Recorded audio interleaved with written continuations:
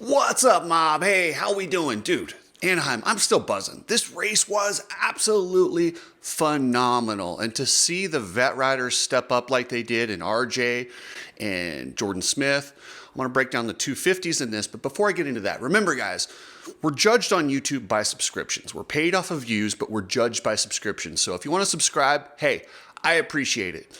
And all the subscriptions and all the motocross genres, go to YouTube, and then they will make more for motocross and push it out more if you subscribe more. So even on the channels that I'm not friends with, I recommend subscribing. I'm going to talk about RJ. Is this his year? Is Joe average? I don't know. We'll have to see. Julian Beaumer, a rookie sensation.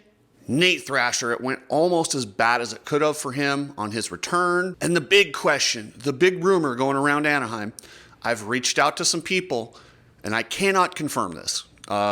It sounds like the rumor was Deegan has a hurt wrist. I'll elaborate more a little bit later, guys. There's your bait to steal. You need people like me so you can point your fucking fingers and say, that's the bad guy.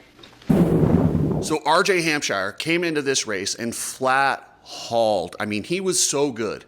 He said in the post-race press conference that he went into this race and he was just going to he didn't come to win. And I think in the past, that's what he's come to do. He's come to win the race, and it's win or crash. And most of the time he crashes. You know, has an amazing comeback and does the things that RJ does, rides at 150%, which is wild and really fun to watch. But he looked smooth, in control, and smart all day long. And in that main event, got into the front and just checked out. I didn't see any of those typical RJ moments. I didn't see him do anything sketchy. I think that should be his game plan for every race. I don't think he should ever go back to full RJ.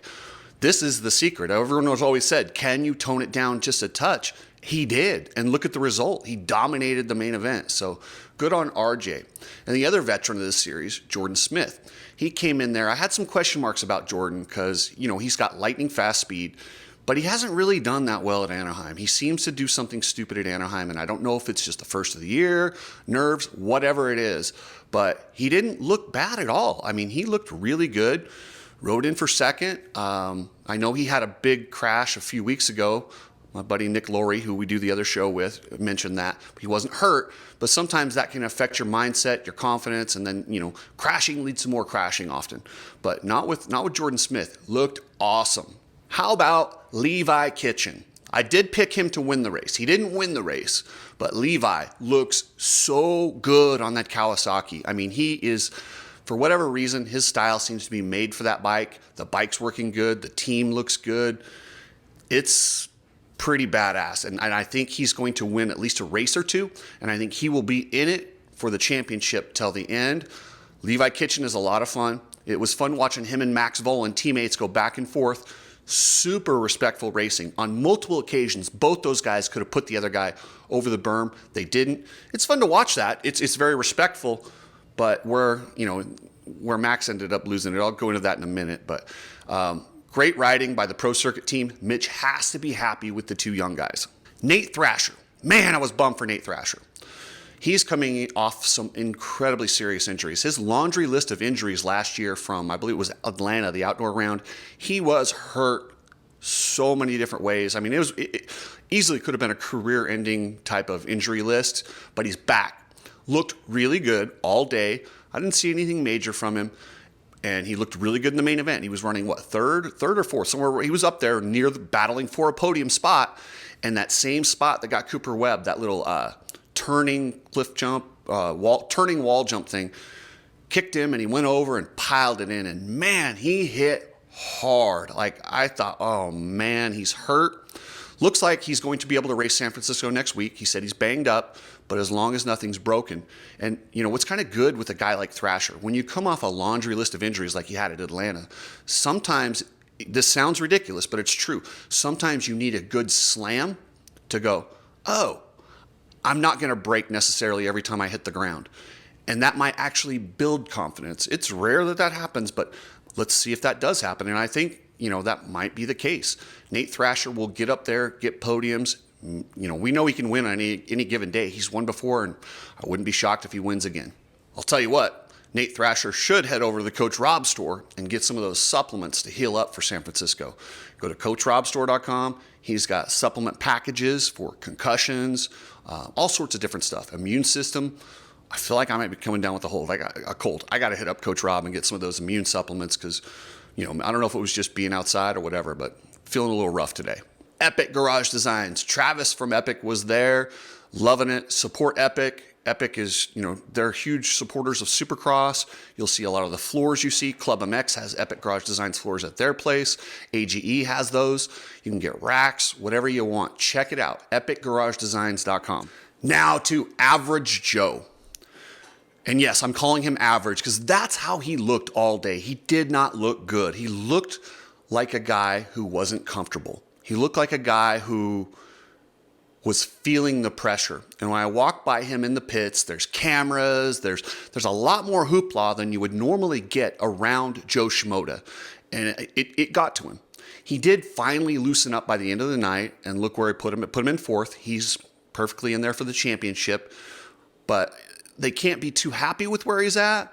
But maybe that's all he needed. It's just to get through A1, not throw it away, not have like what happened to Nate Thrasher. You can't have anything like that.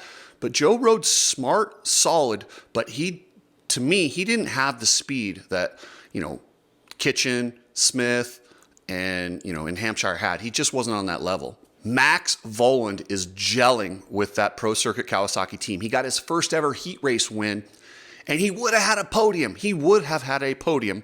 There was a bad crash. I believe it was Lux Turner that was down in the rhythm section. Hopefully he's okay. I haven't checked that. I'll go to his Instagram and see if he's okay. It was scary. So they pull out the red cross flags in the middle of the rhythm section, and it's always iffy on when you can get back on the gas. Is it right past the incident or is it past the last flag? And honestly, a lot of the guys aren't quite sure, and it's been a bit of a gray area in the past. I think Max was playing it safe and rolled one or two jumps past the incident, whereas Levi Kitchen went, nah, we're clear, and went for it. He made the pass, and then he got by, and then Joe made the pass right after that. After Max lost a ton of time there. I don't blame him. I mean, what do you do? I think the other guys followed the rules, but it's just a gray area. And I think Max is, he's a good kid, a smart kid. And I just think he wanted to err on the side of caution. He will get a podium soon. He looks confident. He looks fast. And we're going to see some of that talent. His talent never disappeared. His confidence did, and it's coming back. And the surprise of the night, not to me, but to a lot of people, was Julian Beaumer. Yes, the same guy that I was bragging about after Supercross Futures when he went against Hayden Deegan last year. Yes, I know he crashed out there, but Julian, I'm telling you guys, this kid is next level talent. I mean, he led the main for a while before, RJ ate him up, and he kind of had, and people say, oh, it's his conditioning, he faded. It might not actually even be his physical conditioning. The first time you run up there and you get used to going that fast, with that nerves, sometimes you're just not mentally prepared for that, and you mentally kind of crumble just a little bit. But just like physical, you can be physically in shape, but you also have to have that mental endurance to make it through that whole main without making mistakes. And I think that will come with time. And Julian rode awesome. I mean, if you guys saw that and you don't agree with me that this kid is extremely talented and going to be a superstar, I would love to know why, because I don't see it. I see that kid being an absolute badass. He's a great kid from a great family. I mean, this might be the first true rider to grow up in Lake Havasu to become a Supercross top guy. I know Millsaps lives there and lived there, but I'm talking about born and raised. This kid's Havasu through and through, jet ski racer. He is something special, guys. So watch Julian Beaumer. Thanks to Chris at Ride Strapped. He took me and my buddy Jameson to the race. We had so much fun. And so what we're going to do is we're going to go to Anaheim 2, and we are going to go around. I do in between the two sessions, in between the time sessions, there's about an hour. I did a little walkthrough live. It didn't come across very good. The Wi-Fi there was horrible, so it came across all fuzzy. I apologize for that. I don't know how to get better Wi-Fi. My camera's fine, but it's just the Wi-Fi. Maybe I'll just film it and show it later on. But what we're going to do is we're going to go through those privateer pits and those guys that I respect so much. They're out there grinding out of their vans and trucks. we're going to have a little wheel and we're going to spin it and we're going to give those guys a gas card or something courtesy of Ride Strapped. And we're going to set up an account too. I don't have it yet, but we're going to set up an account where you guys want to donate. We'll add it right in there and we'll just give it away. We'll walk through the pits. And if the guys are there, we'll be like, hey, what's up? Maybe do a quick interview with them and then give them something. Just help these guys out. I think it'd be really cool. And if you're shipping anything, use Precision Transport. This is a company that loves this sport. I can't talk about what they've got going, but there's some big stuff. They are customer service oriented and inexpensive, about half of FedEx, according to Club MX, which Club MX used Precision Transport. Here's some other guys that I thought kind of stood out to me. Carson Mumford. Carson Mumford looked racy. He looks really good on that MCR Honda. Carson Mumford has talent. I wouldn't say he's in the same category as Jet Reynolds, but he's one of those guys I've been watching ever since amateurs. He was very successful as an amateur, and he just, he had the rug pulled out from under him when the whole Geico team shut down and he was their guy. And it's just been a tough road going pro. He had to ride Suzuki's. I think he's with the right team now with Tony Alessi. Say what you want about Tony Alessi. That dude is a good team manager and he understands how to get these guys where they need to be. So watch Carson Mumford. I look for him to get up there and battle for podiums. Ryder DeFrancisco. Yes, I know his results were not that good, but I'm telling you, what I saw from Ryder D was solid. He rode clean, in control all day long. Is he going to be battling up there for podiums or wins? I don't know, but he's getting better and better. And I'm telling you, before long, if you're putting yourself up there in the top 5, riding that good, you're going to have good results. He stays healthy. He learns. Watch Ryder D. It wasn't a phenomenal performance at Anaheim, but I'm telling you, what I saw from him all day, I'm impressed with the way he rides. He's so in control and smart. Riders like that tend to build and get better and better before, they can build. And Garrett Marchbanks, you guys know, I'm a huge Garrett Marchbanks fan. He's one of my favorite. And by the way, if you walk by the Club MX rig, he's never hiding. He's out there signing autographs.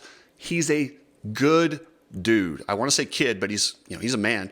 He looks trim. He's lost some weight to ride that 250. But I still joked with him. I'm like, why? I didn't talk to him, but I talked to Mike Bonacci. I'm like, dude, why do you guys have him why is he on the 250? He just starts laughing and goes, you ask Garrett. I don't want to bother Garrett. He was signing autographs. Plus, I'm not going to bust his balls on race day. That's the wrong time.